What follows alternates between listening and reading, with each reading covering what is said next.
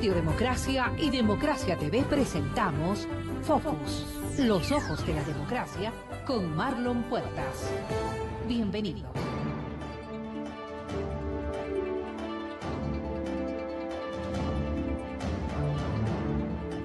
Estimados amigos, saludos cordiales. Gracias por prestar atención a un nuevo programa de Focus en Democracia. Hoy estamos martes 25 de julio de 2017 y desde los estudios de la Radio Democracia en la capital de la República estamos transmitiendo en vivo por Democracia TV S en YouTube y también por Radio Democracia AM. Hoy fecha de fiesta para Guayaquil, donde se conmemora un aniversario más de su fundación, 482 años desde que nació como ciudad el puerto principal que está de fiesta. Y nosotros estamos acá en Quito para hablar de Guayaquil, para hablar de Quito, para hablar de Cuenca, para hablar de las principales ciudades del país y del futuro que les depara, de la planificación que necesitan. Y para eso hemos invitado a un experto en el tema, a Fernando Carrión Mena, quien es arquitecto, urbanista, planificador, que ha trabajado justamente en municipios respecto a las estrategias urbanas,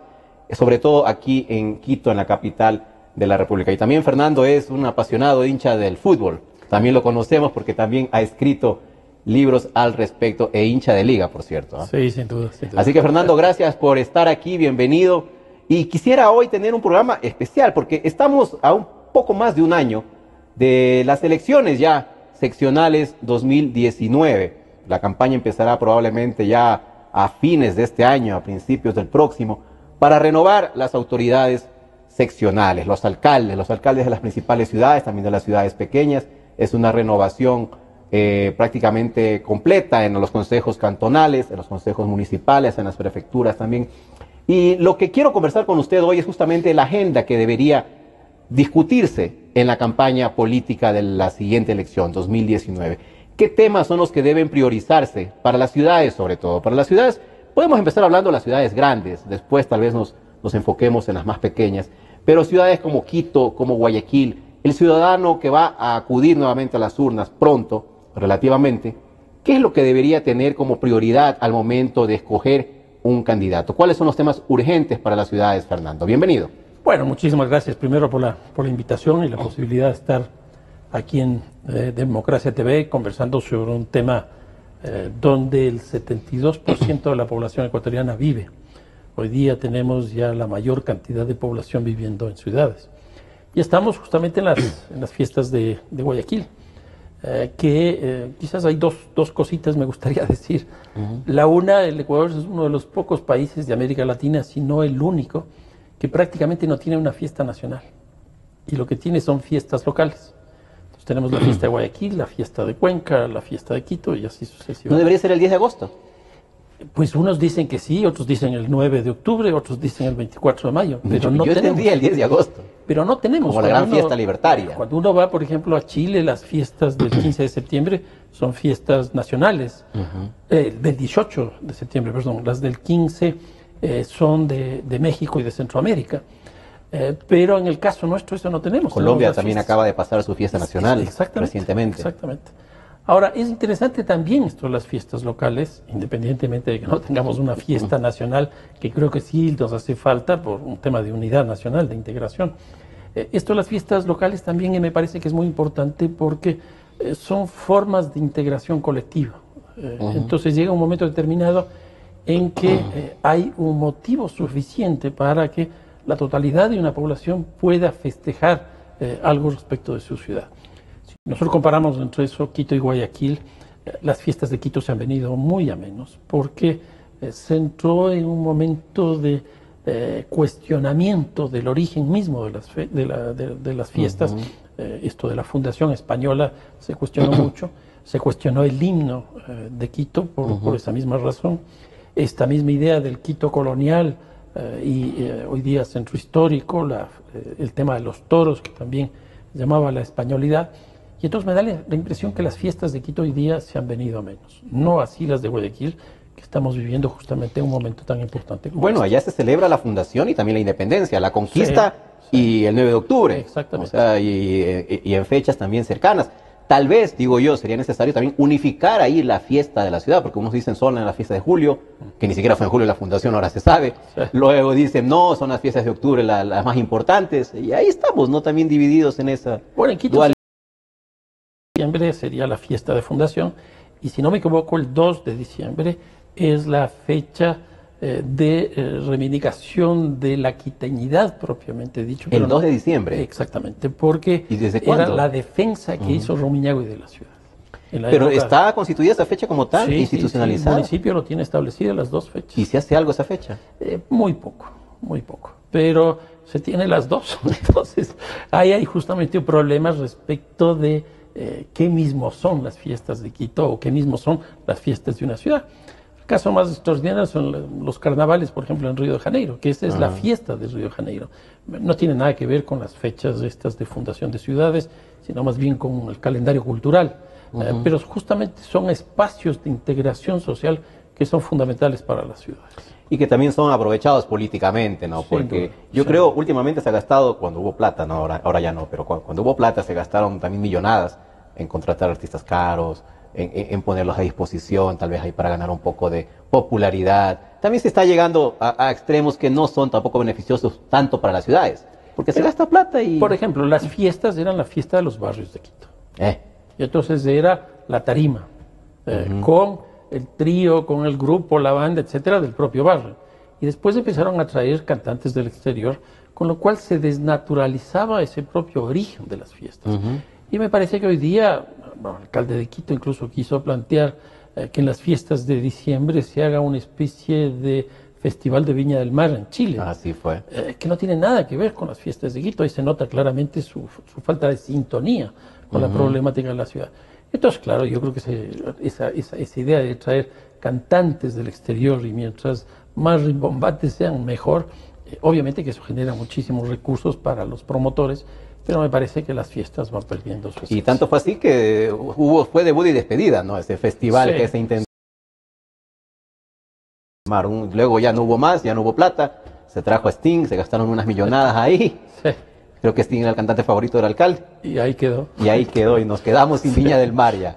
Ahora, entrando al tema este que estabas planteando, yo quisiera también hacer una cosa ahí general que me parece interesante, y es cómo en los 10 años del correísmo lo que nosotros tuvimos fue una presencia, una omnipresencia, llamémoslo así, en el territorio del presidente Correa. Y básicamente eso se expresaba a través de los gabinetes itinerantes y de las famosas sabatinas, que en principio eran juntas. Y entonces de esa manera él tenía una presencia en todo el territorio. Local también. Sí, local. Y eran los municipios, eran barrios, eran parroquias rurales, urbanas, etc. Llega el presidente Moreno y me da la impresión que cambia sustancialmente esa óptica, que era básicamente una óptica desde el centro hacia los territorios, desde el centro hacia las localidades. En el caso de Moreno, y me parece bien interesante, lo que plantea es básicamente un nuevo pacto territorial en el Ecuador. Entonces, por ejemplo, se reúne con Jaime Nebot, establece que va a estar en las fiestas de la ciudad, y Nebot sale y dice, me parece que con mucho sentido de razón, dice, pero eso es lo normal que nos llama la atención. Claro. Me pareció una declaración muy Es interesante. decir, antes Correa competía con los alcaldes. Exactamente. Competía en liderazgo, Sí, sí. casi que quería siempre estar encima de ellos, borrarlos, un poco anularlos, cuando no son políticamente afines. Lo que ocurrió es que en las elecciones locales del 2014, si no me equivoco, ahí hubo una pérdida de Alianza País, del partido o movimiento de gobierno, de la mayoría de las ciudades grandes. Y entonces eso significa una ruptura bastante compleja. Nada más ni nada menos que Quito, Guayaquil, Cuenca, Manta y algunas otras ciudades importantes. Entonces, frente a ese revés, lo que se hizo fue fortalecer aún más la presencia de Correa y de Alianza País y del gobierno nacional en las localidades, principalmente a través de inversiones. Entonces, por ejemplo, en el caso de Guayaquil, yo diría que llegó a haber casi 2 alcaldes en paralelo, el alcalde Jaime Nebot, electo para la alcaldía, y el presidente de la República, que tenía un peso muy grande. Él iba todos los martes, inauguraba hospitales, inauguraba áreas verdes, áreas públicas, etcétera. En teoría eso debe resultar bueno para la ciudad. En principio sí, porque hay teóricamente más obra. Entonces, Pero eso genera una desorientación muy grande en la sociedad local y genera muchos problemas, porque se monta o se construye una especie de administración híbrida, que se tiene dos alcaldes, dos cabezas totalmente distintos, y eso se ha visto en las elecciones en Guayaquil. Claro. La gente de Guayaquil vuelta para presidente por una opción y para alcalde otra, y totalmente distinta, porque el uno es una opción de derecha y el otro, podríamos decir, una opción de izquierda. En el caso de Quito, más bien ha sido la indiferencia, a pesar de que, por ejemplo, hay un financiamiento relativamente importante para el metro y también alguna inversión en el caso de las plataformas, que terminaron siendo solo 2 de las 5 que se planteaban, y también en el centro histórico, que ahí prácticamente no se llegó a hacer nada, porque se pensaba que iba a salir la presidencia de la República, se pensó que iban a ir algunas embajadas, se hizo un par de plazas sin mucho sentido, y prácticamente... Se habló hasta de sacar el Palacio de Gobierno ahí de la Plaza Grande, ¿no? Y mandar las oficinas al sur. Al sur, tampoco, que quedó en nada. Tampoco, porque ya vino la crisis económica. Y entonces lo que se terminó fue la plataforma social en el sur, que bueno, todavía está en proceso, y la plataforma financiera aquí en el norte, que fue inaugurada bajo submarinos presentes. Así es, y ya hablaremos de la conveniencia urbanística de la construcción de esas dos plataformas, sobre todo la de aquí del norte, ¿no? Que es donde se concentra la mayor cantidad de oficinas y movimiento por ahora. Hasta visualmente quisiera hacerle una pregunta respecto al funcionamiento de esa plataforma. Pero ahora más bien yo quería centrarme en los temas prioritarios que los ciudadanos deberían enfocarse para la siguiente campaña municipal. Quito, Guayaquil, ¿manejan agendas comunes, tal vez prioridades similares estas dos ciudades, Fernando? Acaba de salir un libro muy interesante en España de un autor bastante importante, que sostiene que es mucho más fácil que los alcaldes de ciudades grandes, chicas, conversen porque tienen los mismos problemas.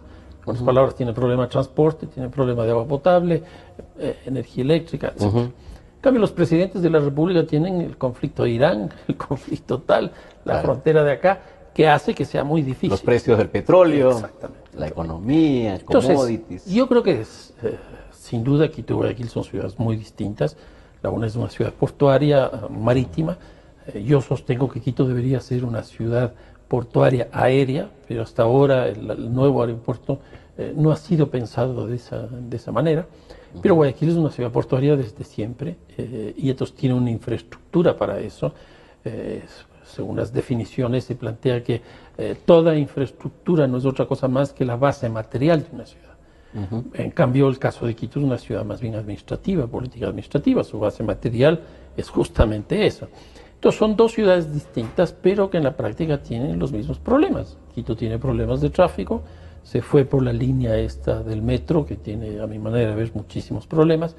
Simplemente para señalar uno, va a movilizar exclusivamente el 15% de los pasajes que se hacen en Quito, que es con una cantidad de más de 2.000 millones de dólares. ¿Eso es parecido a lo que moviliza actualmente el trole?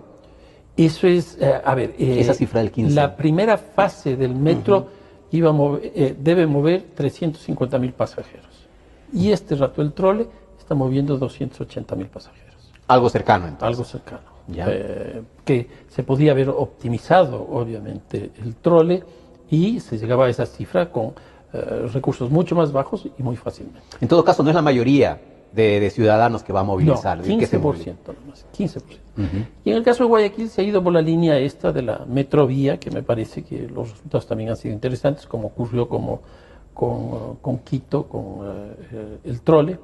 Y ahora están pensando en un sistema de transportación masiva a través de una riel, que es un sistema aéreo que en Alemania, en Japón y en China está dando magníficos resultados. Pero también es limitado, ¿eh? Viene solo de Durán hasta el malecón, en el centro. Entonces... Lo que ocurre es que cuando uno ya se casa con uno de estos sistemas, después ya es cuestión de seguir añadiéndole más rutas, más frecuencias. Más rutas, más alimentadores. Exactamente. Entonces, si bien uno empieza con una, posteriormente pues se va incorporando otras dimensiones. ¿Qué es más práctico? ¿Esto de Guayaquil, el sistema aerovía o el metro de Quito? ¿Qué va a ser más útil, sobre todo para la ciudad? Yo creo que en el caso de Guayaquil, algo aéreo no se justifica, porque es una de las pocas ciudades del mundo en que cuando uno va por la parte de abajo, mira la parte de arriba, es decir, mira el Pichincha, etcétera, y cuando va por la parte de arriba, mira hacia abajo, es decir, mira la Carolina, etcétera. Es una ciudad donde el tema del paisaje es clave. Claro. Por eso es que incluso las ordenanzas municipales establecen el derecho de vista, que se llama, que es una de las pocas ciudades que tiene eso. Entonces yo creo que una solución aérea en Quito no se justifica, por esta razón. En el caso de Guayaquil yo veo que eso sí es factible. En el caso del metro en Quito, a mí me parece que está bien que sea subterráneo, pero no en la forma del diseño que se hizo. La ruta. La ruta, porque es un sistema tipo zigzag, es una especie de serrucho, que no sé por qué establecieron eso. No es recto, ¿no? No es una línea recta. Yo hice un cálculo que si hubiera el metro seguido la misma ruta de el trolebús, es decir, por la 10 de agosto, García Moreno, etcétera, etcétera, hubiera disminuido 2,5 kilómetros y por lo tanto hubiera bajado los costos de manera significativa y el tiempo del desplazamiento también. Pero se fueron por esta forma tipo serrucho que a mí me parece que no es la más Supongo que es para ir también abarcando, por ejemplo, se alzan hasta la central, la universidad, también creo que hay una parada por ahí. Claro, pero por ahí a la cerca. central se distancian de la Católica y la Politécnica. Exactamente, sí. Entonces Sí. lo lógico ahí en ese caso era la línea del medio, que es nuevamente la del trolebús. Porque es relativamente equidistante a la población de la central con respecto a la de la Politécnica y la de la Católica. Claro, los estudiantes de estas dos universidades no van a usar el metro Sí, claro, seguramente. exactamente. El metro quiteño. Entonces hubiese sido más económico, más barato la línea recta en este caso. Sí, yo fui de la idea incluso del metro, fue asumida por en aquella época alcalde de Quito, Gustavo Herrera, pero después me parece que se fueron perdiendo en el camino. Otro de los grandes problemas que tiene el metro es la parada única que existe en el centro histórico de Quito, en San Francisco. Y en San Francisco, además. En San Francisco. ¿Qué habrán hecho, por cierto, con los vestigios arqueológicos que encontraron? ¿no? Y con las cosas que no nos han dicho. ¿Dónde estarán, por cierto? ¿no? Hay una cosa paradójica, en que cuando construyeron el metro en Ciudad de México, justamente muy cerca del Zócalo, descubrieron nada más ni nada menos que el calendario azteca. ¡Qué barbaridad! Entonces tuvieron que cambiar obviamente el recorrido porque en México sí defienden el tema de la memoria. No se ha infirmado mucho. ¿Y una parada es insuficiente para el centro histórico? Absolutamente, a mi manera de ver, absolutamente, porque está ubicada en la periferia del centro histórico. Cuando uno va al centro histórico, va a la García Moreno, va a la Venezuela, va a la calle Guayaquil, etcétera, y no va a la Plaza San Francisco. Por eso es que cuando yo vaya al centro histórico en metro, por decirlo de alguna manera, me tocará bajarme en San Francisco y luego caminar hacia estos lugares. Claro. Y aquí va a haber un gran problema. Se estima que más o menos en esa parada de San Francisco estarán alrededor de unas 65,000 personas que bajarán allí. Nosotros somos amantes del fútbol. Cuando el Estadio Olímpico se llena, se llena con 37,000 personas, es decir, casi la mitad. Y todos los problemas que genera en el entorno. Aquí se van a bajar 65,000 personas. Y no solo que se van a bajar, sino que se van a volver a subir. Claro. Entonces el gran congestionamiento en el centro histórico no va a ser vehicular, sino va a ser peatonal. Más bien peatonal. ¿Qué cosas más interesantes? Y ya sobre la marcha, ya prácticamente no se puede hacer nada. No, ya no. Ya no se puede hacer nada, ya el túnel la gran parte ya está hecho. Sí. Así que son temas que debieron haberse discutido en su momento a fondo, ¿no? Y hace un momento, Fernando, usted decía que el tema aéreo en Quito se complica por lo visual. Aquí se destaca mucho y se aprecia además el tema de los paisajes. Pero van a ver los quitocables. Sí, bueno, eso es distinto. Bueno, de alguna manera sí hay una agresión al paisaje, pero no en el sentido norte-sur, que es en el que se ha construido la ciudad. Lo que vamos a tener aquí es este-oeste y generalmente bastante pegado hacia el Pichincha, si es que se hace del condado. Y el otro que está planteado, que a mí me parece que ese sí es muy interesante, es el que vendría desde el valle de Cumbayá-Tumbaco hacia la Carolina, que este es un diseño que se hizo, si no me equivoco, en la Universidad de San Francisco de Quito y que yo no sé por qué no lo han construido, porque ese puede ser un buen mecanismo de conexión del valle con Quito que sustituya al gran conflicto que hemos tenido en las discusiones de la Plaza Argentina, por un lado, y por otro lado de articulación con el aeropuerto.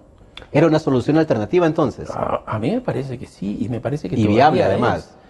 Porque, por ejemplo, yo me voy al aeropuerto, tomo este cable y puedo pagar, no sé, 5, 10 dólares.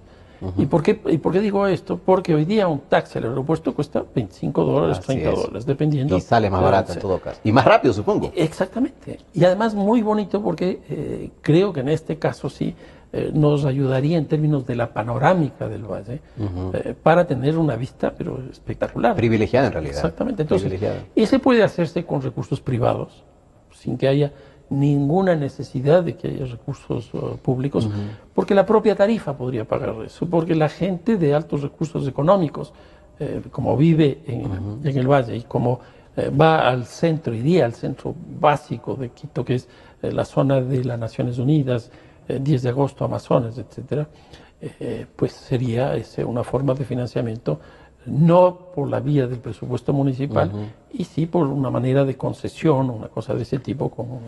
Y para cerrar el tema de movilidad, Fernando, se quedó en nada la solución vial Guayasamín, publicitada por el municipio como la gran solución al tema de la congestión para ir justamente a los valles. No ha empezado. A mí me da la impresión que esa es una falta de visión metropolitana de la gestión municipal. Yo creo que el alcalde no tiene una visión de una metrópoli. ¿Qué es una metrópoli? Es una suma de espacios que en el caso de Quito está claramente marcado por esta zona donde nosotros estamos aquí, que es una especie de palma de la mano, y luego están los valles, que son 5 justamente, hacia principalmente la zona oriental. Entonces, ¿qué es lo que ocurre? Desde, nuevamente, Cumbayá, Tombaco hacia Quito, prácticamente lo que se construyó fue una especie de embudo que termina en el túnel Guayasamín. ¿Por qué embudo? Porque está la Simón Bolívar, está la Ruta Viva y está la Interoceánica. Todo eso llega al mismo punto. Entonces, lo que había que hacer es diversificar ese punto. ¿Cómo se lograba eso? Construyendo una carretera con la misma inversión que se estaba pensando hacer en la Plaza Argentina en la zona de Zambisa. Eso, ¿qué es lo que hubiera resuelto? Una relación mucho más directa, más mejor entre el aeropuerto de Quito y Quito, pero con un punto de impacto distinto que es la zona del Inca. Para eso hay que tener una visión de una metrópoli. Y así se evitaba el viaducto gigantesco que se pensaba cruzar y que también iba a ser un atentado al paisaje, ¿no? Iba a ser un atentado al paisaje. Después ya se vio que eso no funcionaba, que se debía hacer otra cosa, que debía quedarse más espacio al tema del transporte público, etcétera. Y yo creo que eso ha quedado ya en el olvido. Parece que sí. Y eso que hay un contrato firmado. Habrá que ver las consecuencias exactamente de haber firmado con los chinos este contrato y finalmente no haberse ejecutado nada. Y recuerdo yo cuando se dio el movimiento de oposición justamente a la construcción de la solución vial Guayasamín, que uno de los argumentos de los quiteños era que se seguía privilegiando las soluciones viales en contra más bien de empezar a fomentar la cultura de no usar tanto vehículo. O sea, mientras más carreteras y más soluciones viales demos, decían ellos, más carros van a circular.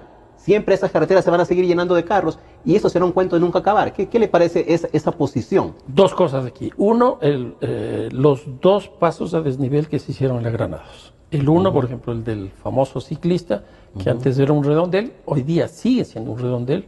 Hay una vía deprimida y el tráfico ahí es hoy día endemoniado. Hoy día no solo es un túnel, sino que además, no solo que es un redondel, sino que además hay policías, hay semáforos y eso termina con... Y sigue la congestión. Siempre vinimos por ahí viniendo del aeropuerto. Inmediatamente de eso viene el nuevo que acaban de hacer en la Eloy Alfaro y Granados. Fue tan mal diseñado eso que tuvieron que hacer flujo y contraflujo.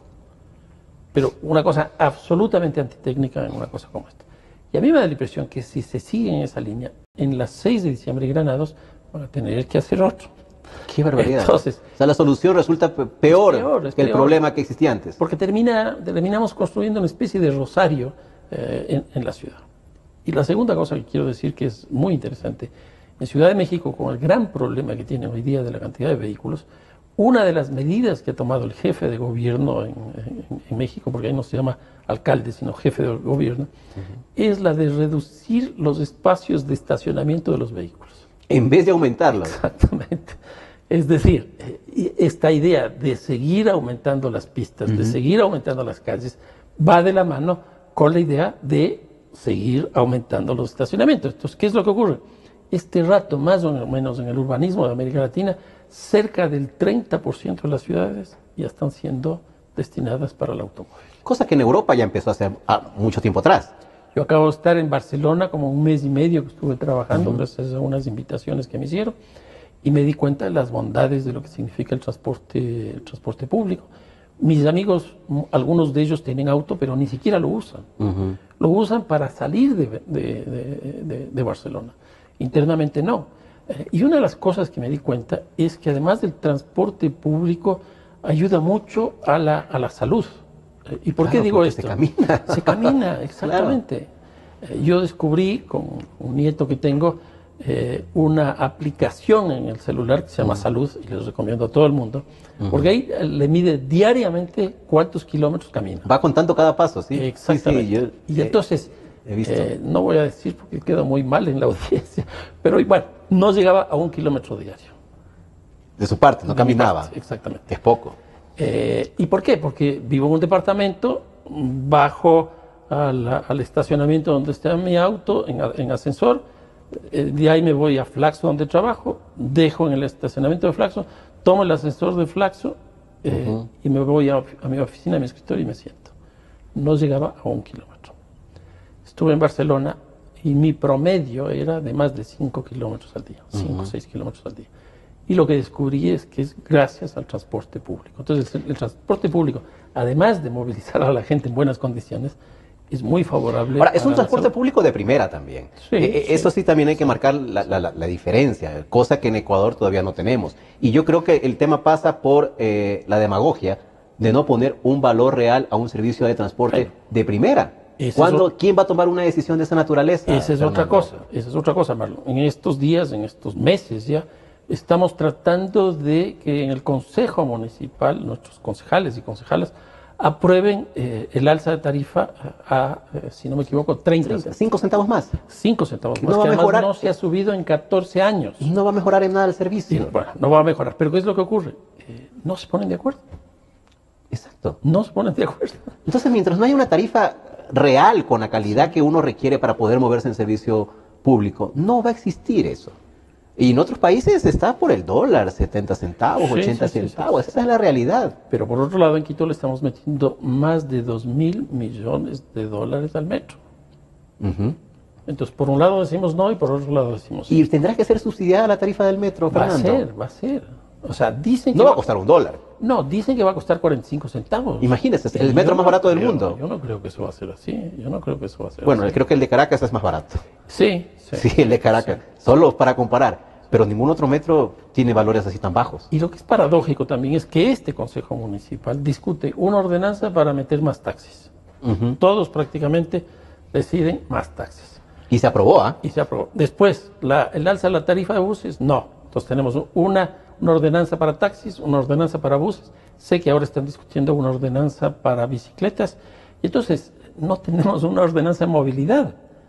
Tenemos ordenanza por tipo de movilidad que se hace, que es una cosa absurda. O por conveniencia política, para satisfacer también a todos los grupos. A la larga termina siendo eso. Qué barbaridad. Fernando, tenemos que hacer una pausa. Lo invito en estos momentos a descansar y volvemos enseguida, porque el tema está interesantísimo.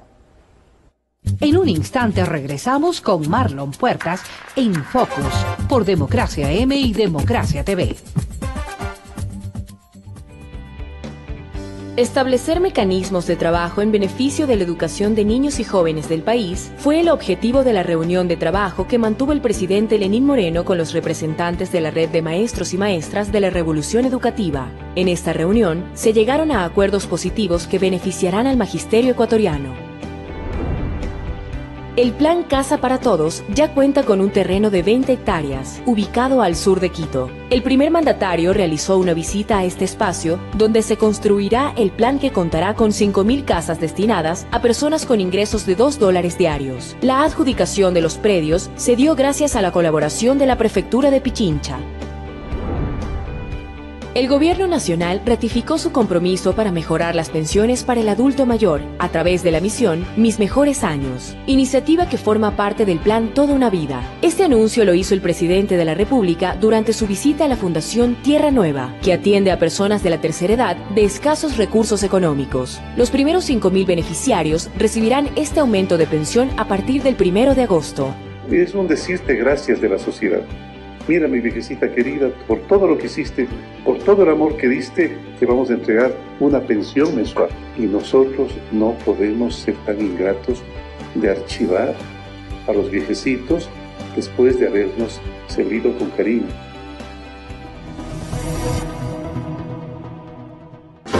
Desde el Distrito Metropolitano de Quito, Cadena Democracia, la radio de la gente. Volvemos con Focus por Democracia M y Democracia TV.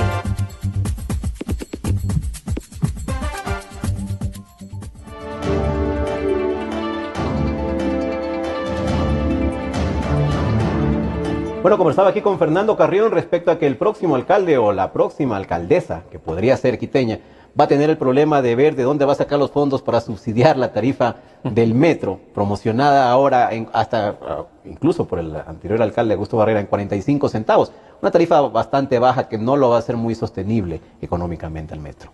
Bueno, yo creo que aquí hay varios problemas. Quizás el problema más complejo que tiene la ciudad de Quito este rato es que tenemos un presupuesto metro dependiente. ¿Y qué quiero decir con esto de metro dependiente? Que el 50%, un poquito menos del 50% del presupuesto del municipio de Quito se va hacia el metro. De ahí se tiene alrededor de un 35% que se va en gasto corriente y en términos de inversión queda alrededor de un 15%.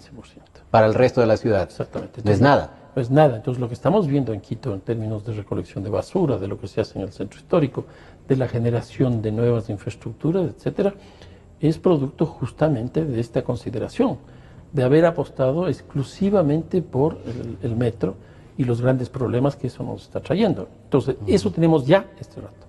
Ahora, una vez que el metro empiece a funcionar en noviembre del 2019, que esperemos que sea así, y que no haya reajustes de precios y cosas de ese tipo que siempre ocurre, lo que nos vamos a encontrar ya son con los costos operativos.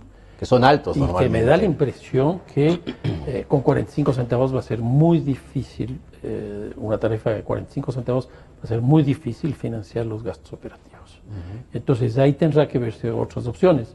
Una, incrementar las tarifas, que va a tener costos políticos, o la otra, subsidios, que ahí tendrá que verse subsidios nacionales, subsidios locales, con lo cual, obviamente, el problema de transporte va a ser, de alguna manera, echada la pelota a otro sector.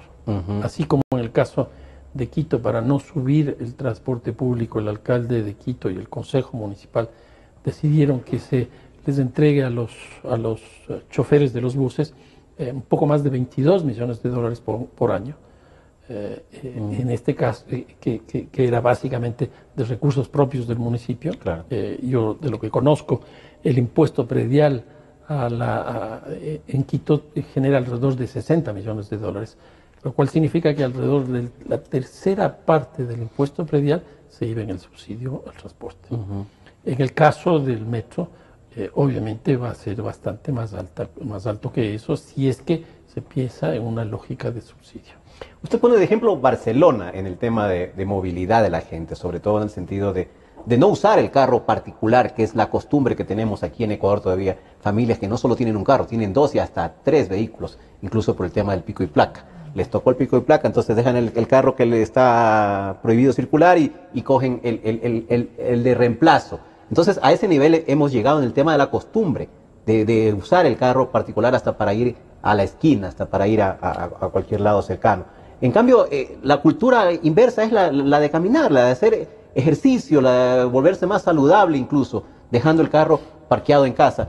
¿Cuándo vamos a tener una política en ese sentido? ¿Tenemos esperanza o aquí en América Latina estamos más condenados a seguir en esa rutina? No, yo creo que en el caso de América Latina hay unos ejemplos interesantes en términos del funcionamiento del transporte público. Quizás los más interesantes sean, por ejemplo, el caso de Curitiba, en Brasil, donde se empezó este tipo de BRTs, de este sistema de buses rápidos con carril exclusivo, que es el caso del trole o es el caso de la Metrovía en Guayaquil.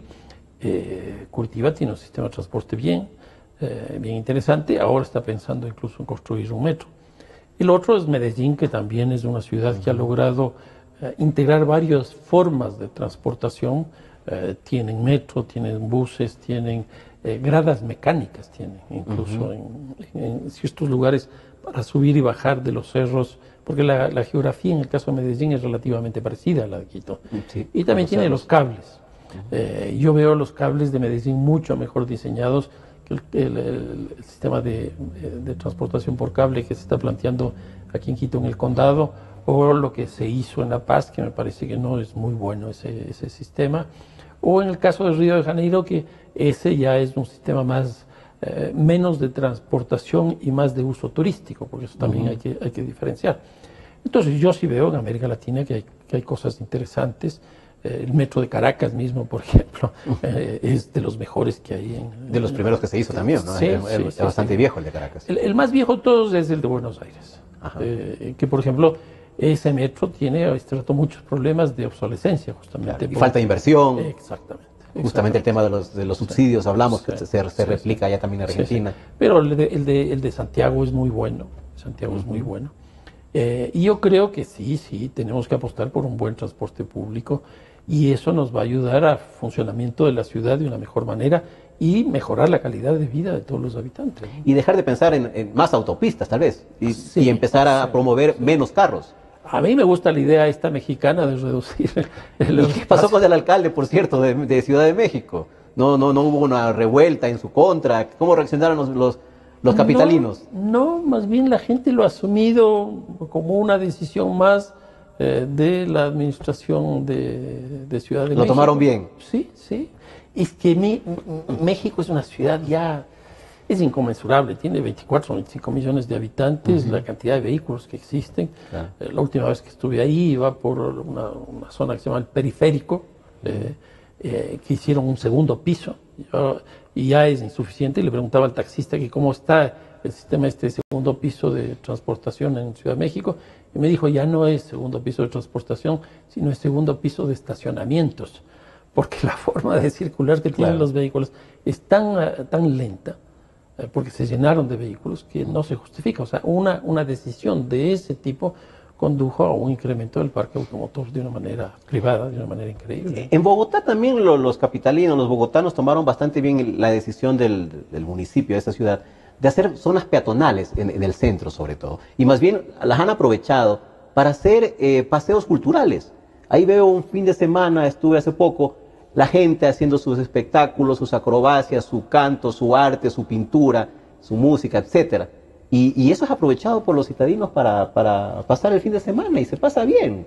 La peatonalización de muchas calles es algo que ya entró con fuerza, yo diría, en todas las ciudades del mundo. Hay en Nueva York, en Chicago, el caso de Bogotá, el caso de Ciudad de México, Santiago. Aquí no lo vemos todavía. Pero aquí no. Y eso es... Creo que en Lima también hay una zona ya. Tiene algo en la zona central de Lima, sí. Que yo creo que eso es importante porque eso le da la posibilidad a mejorar estéticamente las calles y también a que la gente camine, Ahora, para eso se necesita bastante información y nosotros no hemos sido capaces de producir información para eso. Turísticamente se lo puede aprovechar también. Sí. Quito, el centro histórico. El otro día estuve viendo datos respecto del turismo en Quito. Se plantea que Quito tiene que ser una ciudad turística o que ya es una ciudad turística. Pero tiene solo el 3%, llamémoslo así, del PIB local lo maneja el turismo, una cosa bajísima. Claro, yo leía también incluso que las noches de alojamiento son mínimas, una noche creo. Un turista pasa en Quito 1.55 días de estadía. No llega a estar 2 días en Quito. No llegan, así es. ¿Y por qué? Porque en Quito no tiene qué cosas enseñar. O por lo menos no hemos creado circuitos, no hemos creado zonas especiales de turismo. Es bajísimo, ¿no? Esa estadía, es bajo. Al centro histórico el promedio nos llega a 3 horas de lo que visita un turista. ¿3 horas? 3 horas. Por favor. O sea, no se bajan del bus turístico. En el bus se subirán ¿cómo se llama esto? Al panecillo, se bajarán en una iglesia, otra vuelta ahí se regresan. Porque ni siquiera llegan a los hoteles del centro histórico. Entonces, yo creo que todas esas cosas hay que irlas pensando, O sea, no hay la oferta para que la gente se enamore más y decida quedarse más tiempo. Y estamos hablando de Quito, pero lo mismo sucede en Guayaquil. En Guayaquil llegan cruceros, se bajan un ratito, le bailan ahí una danza tradicional y se vuelven a subir al crucero y estar por el crucero. Bueno, el problema de los cruceros es que ni siquiera las habitaciones funcionan, porque el crucero tiene las habitaciones. Por supuesto, ni siquiera y tampoco los almuerzos y las cenas, porque nuevamente en el crucero existe eso. En algunos casos sí se da la libertad para que puedan hacer sus consumos. Pero ese tipo de turismo es básicamente del operador. Y aquí viene una cosa que también hay que tener en cuenta. El desarrollo de estas plataformas de alta tecnología es impresionante. O sea, el caso, por ejemplo, de Airbnb, que es de esta plataforma que es muy interesante porque ni siquiera tiene capital. Porque yo como propietario de un departamento, yo como propietario de una habitación, simplemente lo que hago es calificarle por Airbnb y Airbnb lo que hace es difundir la posibilidad de que la gente puede llegar a mi departamento o puede llegar a mi habitación. Y Airbnb hoy día está modificando el turismo de una manera tan fuerte que los hoteles ya no son la opción más interesante. No son la primera opción. Sí. Fernando, y estos concursos que se organizan internacionalmente, los Oscars del turismo, ¿sirven para algo? Porque ya Quito, por ejemplo, va ganando 4 años seguidos. Ahora dicen, voten para ganar otra vez, 5 años seguidos. Quito, capital del turismo. ¿O nos estamos autoengañando con las cifras, sobre todo, que estamos presentando aquí en la realidad? O sea, me parece que sí es bueno participar en estos eventos, porque después en la revista correspondiente, en la página web tal, aparece Quito, es primero, segundo, lo que corresponda. Pero yo creo que por otro lado también sí nos estamos engañando. ¿Por qué? Porque se hace mucho más publicidad para que se vote aquí en la ciudad mismo. O sea, nosotros mismos votando por Quito. Exactamente. Entonces nos estamos autoengañando. Porque esto debería votar el turista, es decir, el extranjero. Claro, no la gente que vive aquí, sino la gente que viene acá. Y entonces la impresión que me da es que Quito sí hace una buena campaña local para lograr ese campeonato. Claro. Y no así los turistas. Es que me da la impresión que ganando tantos premios, asumimos que todo está bien. Y como que también nos llega cierta conformidad. No estamos haciendo bien las cosas. Miren, que ganamos otro Oscar al turismo. Entonces, yo creo que eso más bien estanca. A mí me parece que sí, porque, a ver, Quito tiene cosas extraordinarias, Guayaquil tiene cosas extraordinarias, Cuenca es patrimonio de la humanidad, etc. Pero ¿qué es lo que ocurre? Quito hace su promoción, Guayaquil hace la suya, Cuenca hace la suya. Cuando yo me voy a Europa, o cuando yo me voy a París, por decir algo, yo no me voy solo a París. O sea, yo me voy a París, Berlín, etcétera, armo un recorrido, un paquete, que me venden ese paquete. Claro. Acá no, yo vengo a Quito. Y es más, cada ciudad pelea por su espacio. Exactamente. Además. Hasta en eso competimos entre nosotros. Sí, sin duda, sin duda. Y es absurdo. Y en eso nos gana Galápagos, además, en esa competencia. Y en eso nos gana Galápagos, claro. Y en esa competencia sale adelante Galápagos. ¿Por qué no hacemos las rutas patrimoniales del Ecuador? ¿Ya? Donde se puede empezar en Quito, seguir Cuenca, llegar a Galápagos, una cosa es. No, porque entre Quito y Guayaquil, entre Quito y Cuenca tenemos distintas posiciones. Y Galápagos no, porque nos toca pasar por Guayaquil. Entonces, absurdo. Entonces, aquí se necesita obviamente una política local, una política de ciudad vinculada al turismo, pero también una política nacional. No, se supone que ya teníamos una política nacional de turismo, con la marca país, con las campañas que se hicieron afuera, con los millones que se han gastado también promocionando al Ecuador hasta en el Super Bowl. Se le metió muchos recursos y para un turismo de alto nivel. Hasta ahora, que yo sepa, no ha salido una buena evaluación de eso. Pero ahí se vincularon, por ejemplo, algunos torneos internacionales de prestigio de ciertos deportes. Estuvo el golf, ahora sé que esta actividad que están haciendo en Manta del Ironman también estaba dentro de eso, pero no sabemos cuáles han sido los resultados. No se ha cuantificado ¿no? el costo-beneficio, que es lo que debería medirse, ¿no? Exactamente. Y yo creo que campañas de ese tipo con infraestructura limitada como la que tenemos, pues, de este estudio de turismo de Quito, lo que vi, por ejemplo, que me llamó poderosamente la atención, que la capacidad de los hoteles de cierto estándar, que creo que es desde 3 estrellas para arriba, tienen un uso que nos llega al 50% promedio en el año. Es decir, que no están bien. Y ahora viene Airbnb. Además, Entonces, tremenda competencia. Exactamente. Yo hice un estudio sobre el Centro Histórico de Quito hace unos 2-3 años y lo que me di cuenta es que alrededor de 40-45% de los recursos de los turistas se quedan fuera del país. ¿Por qué? Porque aquí aparecen las otras plataformas, ya no el caso de Airbnb, que también debe estar operando, pero está Expedia, está Booking, etcétera, etcétera, Claro. con las cuales yo contrato el paquete que es pasaje, estadía, ciertas giras, etcétera, etcétera. Y casi todo eso, el 45% se queda fuera del Ecuador. Entonces el turismo tampoco es de esa gran panacea que uno cree. Más bien nos está sacando divisas. Exactamente. Y eso es cierto, porque todos ahora estamos acostumbrados a ir a la página web, a hacer reservas de todo ahí. Incluso los pasajes de avión ahora se compran también en una famosa página que obviamente hay que sacar la plata para comprar los pasajes. Sí.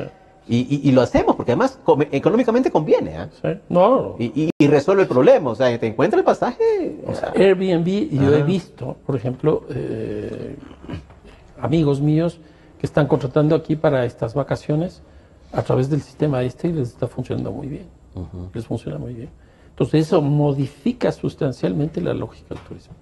Ahora, ¿qué tanto afecta al turismo? Porque ya nos hemos metido en el tema turístico, pero el tema de la seguridad también, Fernando. Al menos en Guayaquil, Guayaquil sigue teniendo esa imagen de ciudad insegura.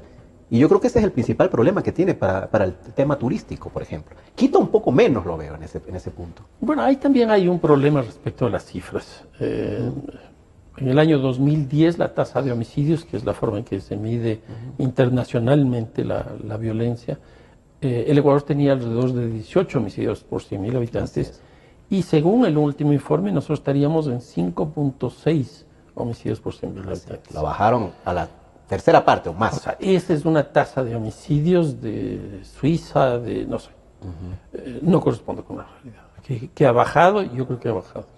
Pero no está tan bajo. A ese nivel. Y entonces, ¿qué es lo que nosotros tenemos hoy día? Las ciudades más violentas son las ciudades portuarias en el Ecuador. El caso de Esmeraldas. Ah, no es casualidad entonces. Es Esmeraldas, es Manta, es Guayaquil. Guayaquil. Tema de robo sobre todo. Y aquí el tema principal es narcotráfico. Ah, ya. Narcotráfico. ¿Y por qué estas ciudades? Porque, ¿qué es lo que ocurre? Los narcóticos entran por las fronteras norte y sur principalmente, es decir, Colombia y Perú, y nosotros estamos exportando esta droga principalmente por los puertos más grandes y formales, que son estos tres, más Puerto de Bolívar. Claro. ¿Qué es lo que ocurrió en abril con el terremoto en Manta, en Manabí y Esmeraldas? Toda esa zona, como estaba devastada y los pescadores vivían de la pesca, de pronto les llegó una oleada de exportación de narcóticos a baja escala, pero como dice el dicho, muchos pocos hacen un mucho. Entonces muchos de estos barquitos que antes salían al mar a pescar, a traer su producto para el consumo incluso de su propia gente, hoy día lo que están haciendo es sacando los narcóticos hacia mar abierto, donde están unas grandes lanchas o submarinos de hasta 6 toneladas que terminan llevándose todo eso hacia Centroamérica con destino. Inevitablemente esto trae violencia a las ciudades que están ahí en el puerto. Duda. Y Guayaquil, además de ser un puerto de importación y exportación, es una ciudad muy grande. Y es una ciudad que tiene muchos conflictos, como cualquier otra ciudad grande. Entonces, obviamente que eso le genera muchos problemas al turismo, ¿no? Claro. Y ahora con la crisis económica, yo siento que hay un rebrote de violencia. Y ese rebrote de violencia se expresa a través del robo, del hurto. Claro. No es cómodo para un turista, supongo, que cuando llega, por ejemplo, al aeropuerto de Guayaquil, que había un letrero que dice, si carga algo de valor, pida custodia policial. Claro. O sea, no es un buen mensaje para el turista que acaba de llegar. Es decir, ¿dónde me he venido a meter? Pues. Claro. No, incluso más o menos se tiene estimado que por cada turista que ha sufrido alguna de estas cosas, hay 10 turistas que dejan de venir. Claro, porque además se expande la noticia, se informa a los demás. Entonces es una cadena con muchos eslabones que hay que saber cuidar, no solo por la calidad de vida de los habitantes, sino por la imagen que genera, y esa imagen a su vez lo que produce son desinversión o ausencia de turismo o pérdida de competitividad. Ahora, el tema ahí es la competencia de la seguridad. Los alcaldes han preferido ya decir que la competencia de la seguridad es responsabilidad del gobierno central, de la policía, y que por lo tanto ellos tendrán que responder. Pero se han alejado de eso, que yo creo que también es competencia de cada líder de ciudad. Sí, sin duda, pero ahí el problema que yo veo es que fue la política centralista que se llevó en los 10 años pasados. Una de las cosas que conversaron entre el presidente Moreno con el alcalde de Guayaquil, Jaime Nebot, fue el tema de seguridad. Tan es así que inmediatamente los representantes del municipio de Guayaquil asistieron a un consejo de estos de seguridad que antes no asistían. Claro. Entonces me parece que ya hay en ese sentido un avance. Es lo que yo llamo este nuevo pacto territorial que está surgiendo, que surge de los acuerdos entre el gobierno nacional y los gobiernos locales para ir enfrentando los problemas que cada uno tiene en su nivel. El otro caso interesante es esto del proyecto del gobierno nacional de vivienda para todos. Ahí lo que se ha visto inmediatamente es que los alcaldes están poniendo los terrenos que tienen sus municipios, y eso es muy bueno porque le mejora la ciudad. Ya no es esa cosa pues con fuerza que llegaba y aquí se hace. Las invasiones. Y del gobierno nacional que viene y se también, hace. sí, sí. Y yo expropio cosas de ese tipo. No, aquí llegan y se hacen acuerdos. Se ve un proceso ordenado, por lo menos. Sí, sí, y los terrenos, de lo que yo he visto, tanto en Quito como en Guayaquil, son terrenos que tienen infraestructura. En cambio, los otros se hacen en las periferias, donde no hay infraestructura, y esa termina siendo una responsabilidad de los municipios dotar a ese proyecto hecho por el gobierno nacional, dotarles de infraestructura con un costo mucho más alto. Fernando, ¿qué modelo de ciudad para el futuro debemos exigirle los ciudadanos a los siguientes alcaldes o alcaldesas? Eso sí es muy difícil. Lo que sí deberíamos exigirles a los candidatos es que puedan ser capaces de construir un proyecto colectivo de ciudad. ¿Y qué quiero decir con esto? Y quisiera hacer una comparación Quito-Guayaquil. En Guayaquil, durante 25 años, pues están cumpliendo 25 años, hemos tenido una administración municipal de un solo partido político, el Partido Social Cristiano, con 2 alcaldes del mismo partido. Así es. En el caso de Quito, en este último siglo, es decir, 17 años, hemos tenido 4 alcaldes que tienen 4 posiciones políticas distintas. Roque Sevilla, Demócrata Popular, Paco Moncayo, Izquierda Democrática, Augusto Barrera, Alianza País, y Mauricio Rodas, Suma Vive. En el caso de Quito, es muy difícil tener un proyecto de ciudad. En el caso de Guayaquil se ve claramente que esa continuidad administrativa permitió la construcción de un proyecto de ciudad. Y es muy interesante lo de Guayaquil porque ese proyecto de ciudad pudo sostenerse incluso ante el embate que provino desde el gobierno nacional para liquidarlo. En el caso de Quito no ha habido necesidad de eso porque no hay un proyecto de ciudad. Entonces yo creo que Quito, la gran demanda que tiene este rato es construir una definición de futuro de aquí a 20 años, de aquí a 25 años, y que tiene que surgir desde la sociedad, o por lo menos desde las organizaciones más representativas de la sociedad local, para que cuando cambie de gobierno, que se cambie de persona, pero que no se cambie de proyecto. Yo creo que esa ha sido una de las grandes virtudes que ha tenido Guayaquil. Quito ha estado huérfano de liderazgo político, Fernando. Pero no solo político, futbolístico. Bueno, tienen al único campeón de la Copa Libertadores. Sí, pero eso así que no se pueden quejar. Eso es 2008, hace casi 10 años atrás. Pero este rato, por ejemplo, Liga Nacional peleando los últimos puestos. El Aucas en la Serie B, el Deportivo Quito en la segunda categoría. La Católica y el Independiente están quinto o sexto puesto. Esto que hay en el fútbol, en la política. ¿Hace cuánto tiempo no hay un presidente que haya salido de Quito? Un vicepresidente que haya salido de Quito. Hace mucho tiempo, la verdad. Cuando uno ve, por ejemplo, las presidencias de la Asamblea, quiteños no hay. No hay. ¿Y qué está pasando? ¿Por qué esa orfandad? Se aniquiló a los líderes políticos quiteños. ¿Quién lo hizo? Yo no sé si hubo una campaña en ese sentido. O sea, yo lo que creo es que lo que se denominaba en aquella época los bastiones electorales, que eran de Izquierda Democrática por un lado, y la Democracia Popular por el otro, entraron en una crisis muy fuerte porque no hay que olvidarse que los partidos políticos son expresiones de la representación política, Claro. de la representación de una sociedad. Entonces, al venir ellos en crisis, pues la representación de Quito desapareció. Se construyó una representación nacional a través de Alianza País. Y esa representación nacional de Alianza País llegó a Quito. Entonces, uno, ¿qué es lo que ve? En este último siglo también.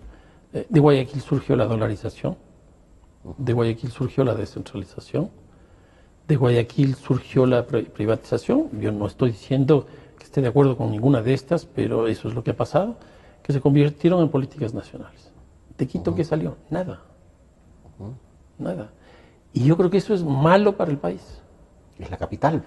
Primero es la capital, pero segundo... No va a ser malo. Claro, pero segundo sí se necesitan voces adicionales. Cuenca está con una vocería importante. Eso le iba a plantear justamente ahora que ya se nos está acabando el tiempo. El modelo de Cuenca. El modelo como ciudad de Cuenca yo lo veo mucho más ordenado incluso que Quito, que Guayaquil, que veo que incluso los alcaldes que también han sido de algunas tendencias van por el mismo camino. O sea, entienden por dónde quieren que vaya la ciudad. Y ahora, por ejemplo, incluso probablemente tengan el mejor sistema de movilidad con el tranvía. Sí, claro. Probablemente con los problemas que hayan tenido y los atrasos que les ha generado. Pero probablemente nos van a dar otra lección, Cuenca, en eso. Yo creo que el caso de Cuenca es interesante porque coincidieron, tres cosas a fines del siglo pasado. Una, la declaración de Cuenca como Patrimonio de la Humanidad, que fue muy importante. Dos, la firma de la paz con el Perú. Cuenca está muy cerca de la frontera. Y tres, los migrantes. Toda la zona... Y las remesas que generaban. Exactamente. Toda la zona esta de Azuay y Azogues, es decir, vinculada a Cuenca, se vio de un día para otro con la presencia de muchísimos recursos que venían del exterior por las remesas. Creo que también en ese momento hubo un personaje clave, un alcalde bueno, que fue el caso de Corcho Cordero. Yo incluso diría que Cuenca aprovechó esa coyuntura porque Cordero es arquitecto, Cordero es planificador. Urbanista. Exactamente. Y entonces él supo canalizar eso. Y después sí hemos tenido las grandes inestabilidades. Pero yo creo que Cuenca tiene su identidad, tiene su personalidad, tiene su expresión política y tiene una ciudad que es extraordinaria. Y lo que no tiene son zonas marginales, invasiones. Claro, porque eso también depende mucho de este tipo de políticas regionales, provinciales y obviamente locales también. En eso Quito y Guayaquil son ciudades con unos niveles de desigualdad, pero francamente espantosos, ¿no? Así es. Fernando, se nos acabó el tiempo y es una lástima porque se nos quedan todavía muchos temas de urbanística, por ejemplo, que le quería preguntar, y la última pregunta, ¿qué le parece, pues, urbanísticamente las famosas plataformas inauguradas? Particularmente a mí no me gustan. No, a mí tampoco, por varias razones. Una, porque siendo un gobierno de Alianza País del Nacional y habiendo sido un gobierno local de Alianza País, se vio claramente que no había una correspondencia entre lo uno y lo otro. ¿Cómo se ve esto? Se ve básicamente en el trazado del metro y la ubicación de las plataformas. Por ejemplo, la plataforma del cuartel de Piclachima, que conversábamos hace un rato, donde iba a ir o va a ir todo el complejo presidencial, no tiene una parada del metro. Imagínense. Entonces ahí se ve que no hay correspondencia. Una segunda cosa, en términos urbanos, si bien termina generándose zonas de centralidad o polos de desarrollo dentro de la ciudad, también genera grandes vacíos en la ciudad. ¿Por qué? Porque al concentrar, por ejemplo, de la plataforma financiera, al concentrar todas las funciones financieras, lo que ocurre es que de otros lados salen las funciones financieras. Y se convierten en zonas deprimidas. Exactamente, exactamente. Y de eso Quito está lleno. Por ejemplo, toda la zona de la Manuel Arrea, toda la zona de la Miraflores, la zona de la ferroviaria, etcétera, etcétera. Ahora la zona del aeropuerto viejo. Entonces, ahora la zona del aeropuerto viejo. Y entonces, claro, uno ve solo el resultado final, pero no el origen de dónde vino eso. Entonces, ¿qué estará pasando en el Ministerio de Economía y Finanzas ahí en la 10 de agosto? Cuando alrededor de ese edificio había restaurantes, habían fotocopiadoras, etcétera, etcétera. Seguramente no lo están pasando Muy bien, se nos quedó el Parque Bicentenario, otro proyecto a medias. Sí, eso me parece que nunca se tuvo una concepción clara. ¿Qué hacer con ese terreno? Y qué hacer con el aeropuerto en general. Ajá. Porque de pronto nos encontramos inaugurando el aeropuerto, no tenían vías. Por supuesto. No tenemos hasta el día de hoy, que ya son como 5 o 6 años de inaugurado, una planificación de esa zona. Y después toda esta cosa del Parque Bicentenario vino una depresión impresionante porque se planteó ahí la posibilidad de construir edificios de hasta 30 pisos. Así es. Pero para construir edificios de 30 pisos se tenía que tener mínimo 1 hectárea de propiedad. Entonces, esta zona que era de pequeña y mediana propiedad, hay un proceso de concentración de la propiedad muy fuerte, sin que hasta ahora, por la economía urbana y por la crisis que nos llegó al país, haya un solo edificio que haya sido construido con 30 pisos. Quedándose todo a medias, ¿no? Exactamente. Fernando, muchísimas gracias por su participación en este programa. En realidad es muy saludable conversar de temas urbanos, de temas de ciudad y sobre todo de proyecciones para el futuro, porque como bien acaba de decir Fernando Carrión, el 72% de la población ya estamos pues ocupando las ciudades del Ecuador. Así que hay bastante que plantearse, bastante que discutir. Ojalá que las discusiones políticas en la próxima campaña electoral seccional no se limiten simplemente al discurso demagógico, político o al baratillo de ofertas sin mucho sentido, sino más bien a esto, a una planificación urbana, a un liderazgo urbanístico, al conocimiento que ojalá tengan los candidatos que quieran ocupar, en este caso, los sillones municipales. Ojalá, esto sería por parte de los ciudadanos la exigencia que nosotros deberíamos plantearles. Olvidémonos ya del discurso fácil, demagogo, y más bien planteemos soluciones serias para las ciudades. Sí, sin duda hay que pedirle a doña Marianita de Jesús que nos ayude en esto. Fernando Carrión, muchísimas gracias por su presencia, y a ustedes, amigos, muchas gracias por su atención a este programa. Nos veremos en uno siguiente. Hasta entonces.